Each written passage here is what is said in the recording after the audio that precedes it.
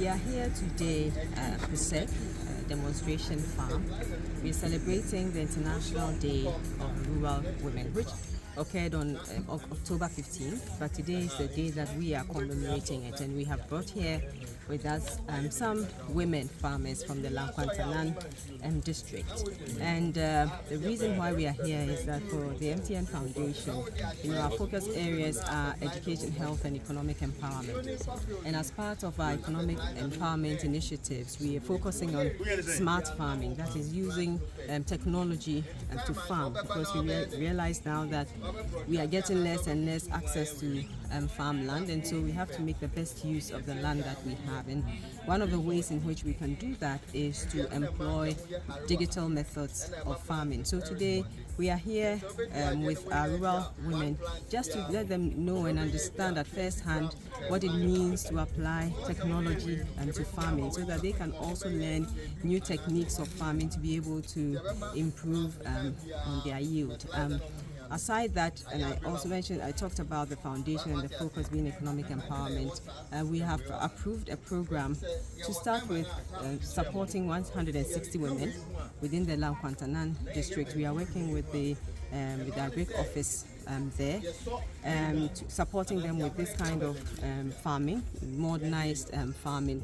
We want to see pilots and see how that's going to go, and then we can then expand that. So our first cohort will be about 40 to 50 women. We'll use that as a test to then go to the next cohort. So we'll be improving as we go along, and then we'll see how much we can expand. We believe that entrepreneurship is one of the things that we need to promote, so that people can also see agric as a viable option in terms of developing a livelihood, and pushing that amongst the marginalized people, amongst inclusion is one of the things that we also try to promote, and we want to make sure that we are not leaving anybody out, that when it comes to farming, we are spreading the message about digital farming. We are making it easier for rural women to also participate, because women form a very huge or significant part of the farming community, and it's important that we also engage them and let them understand the importance and the value in using technology in their farming. So we were assisted by the Lankwantanan Agric Department, and we are working very closely with them because they have access to the women, and so that's what we will be doing, working with them. And now it's really focused at Lankwantanan. We are partnering with them, and they have agreed to do this for starters. So that's where we are doing it. First of all, you have to start from somewhere, and then also they have agreed to work with us on this pilot. And because it's also a pilot, we don't want to spread ourselves thin. We need to start somewhere and then scale up. So that's a possibility, but we need to see how the pilot goes, and then we'll see how we scale it up. Progressive.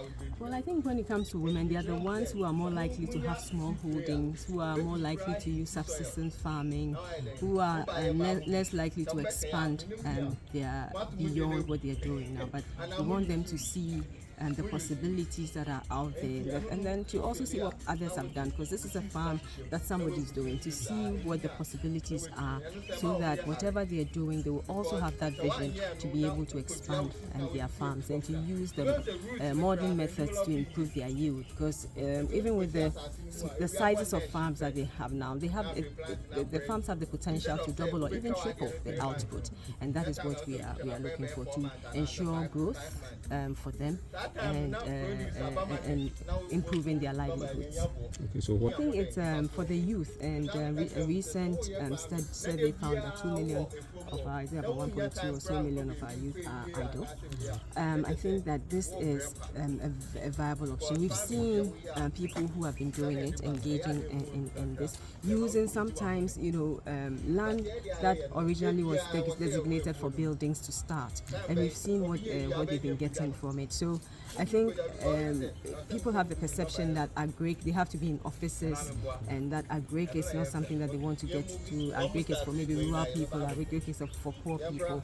But we've also seen the benefit that has brought. And in fact, where we are now, we have very young people who are engaging in agric and are showcasing what they are doing on social media, and they are growing their client base or customer base and all that. So with that, and that is what we want to portray, that when it comes to economic empowerment, we have to look at all the options available. We can't leave any of the options out, because we really need to provide opportunities for especially our youth, and then for women as well, to let them know that they can even use, depending on what you're doing, or regardless of what you're doing, you can also add a little bit of agric to it to be able to improve on productivity and your own income. So from what? I see a lot of opportunity here.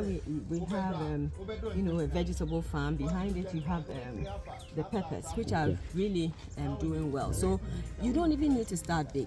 You can start small. You can start it in your backyard. You can start it in a small plot of land. And then we have our partners, the pharmacists, who are agric advisors that we are working with, who can come in and teach you, and I'm sure there are other agric officers who can do likewise, who can teach you the techniques that you can use. And some of these are not even expensive ways of doing things. They're just new ways of thinking that we can bring to bear on the way we do agriculture. It's just to show them, bring them around and to show them, and we'll be working with the Lankwansanan Agric office to then launch the program. Okay, so working with partners, and the partners that we are working with are coming from all sectors. Get ready. Okay, I want the background to come. Get ready. they are spread out.